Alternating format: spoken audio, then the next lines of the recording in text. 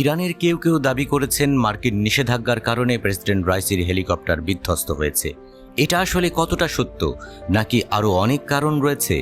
যুক্তরাষ্ট্রের নিষেধাজ্ঞা ইরানকে এতটা বিব্রতকর পরিস্থিতিতে এর আগে কি কখনো ফেলেছে?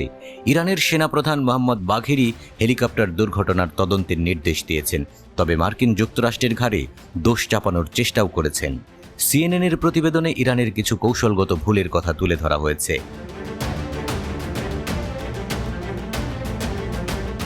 সাবেক পররাষ্ট্রমন্ত্রী জাভেদ জারিফ ইরানের রাষ্ট্রীয় টিভিকে বলেছেন যে এই ট্র্যাজেডির পেছনে অন্যতম অপরাধী মার্কিন যুক্তরাষ্ট্র, কারণ তাদের নিষেধাজ্ঞার কারণে ইরান প্রয়োজনীয় যন্ত্রাংশ কিনতে পারেনি।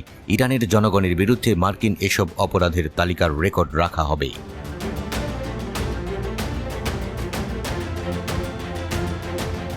তবে মার্কিন কর্মকর্তারা অভিযোগগুলোকে ভিত্তিহীন বলে উড়িয়ে দিয়েছেন।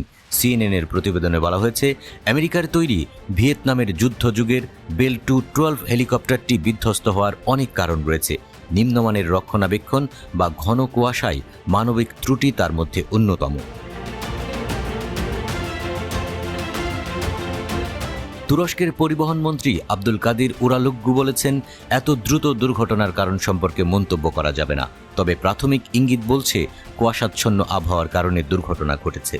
কিন্তু কেন ইরান ঝুঁকিপূর্ণ হেলিকপ্টারে রাষ্ট্রপতি এবং পররাষ্ট্রমন্ত্রীর মতো নেতাদের একই বিমানে বহনের সিদ্ধান্ত নিল? বহরের 3টা আলাদা হেলিকপ্টার থাকলেও কেন তাদেরকে ভিন্ন ভিন্ন হেলিকপ্টারে নেওয়া হয়নি?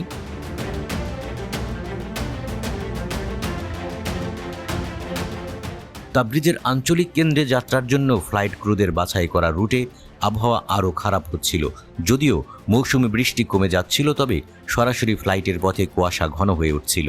সিএনএনের প্রতিবেদনে প্রশ্ন তোলা হয়েছে, তাহলে কেন পাইলট পাহাড়ের মধ্য দিয়ে উড়ে যাবেন যখন রেঞ্জের চারপাশে বা অন্য গন্তব্যে যাওয়ার পথটি নিরাপদ হতে পারে?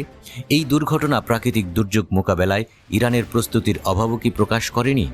লোকবলের অভাব নেই বলে মনে হয়েছিল, কিন্তু পর্যাপ্ত প্রযুক্তির অভাবে তারা ক্ষতবিক্ষত ছিল।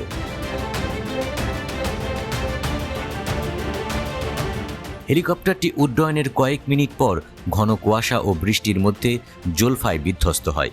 হার্ড ল্যান্ডিংয়ের খবর পেয়ে ইরানের প্রতিবেশী দেশ তুরস্ক, ইরাক ও আজারবাইজান এগিয়ে আসে এবং সম্মিলিতভাবে ব্যাপক অনুসন্ধান অভিযান শুরু করে। রেড ক্রিসেন্ট সদর দপ্তর থেকে ঘোষণা করা হয় যে তুরস্কের ড্রোন হটস্পট শনাক্ত করেছে। রেভলিউশনারি গার্ডের একজন কমান্ডারও বিষয়টি নিশ্চিত করেন। এটি ছিল তুরস্কের বাইরাক্তার আকিনজি মডেলের একটি ড্রোন, যা কয়েক ঘন্টা অনুসন্ধানের পর সোমবার সকালে উত্তর পশ্চিম ইরানে মিস্টার রাইসির হেলিকপ্টারটির ধ্বংসাবশেষ শনাক্ত করে। প্রশ্ন উঠেছে, অত্যাধুনিক ড্রোন তৈরি করতে সক্ষম হলেও ইরানের কি নজরদারি ড্রোন তৈরি করার সক্ষমতা নেই?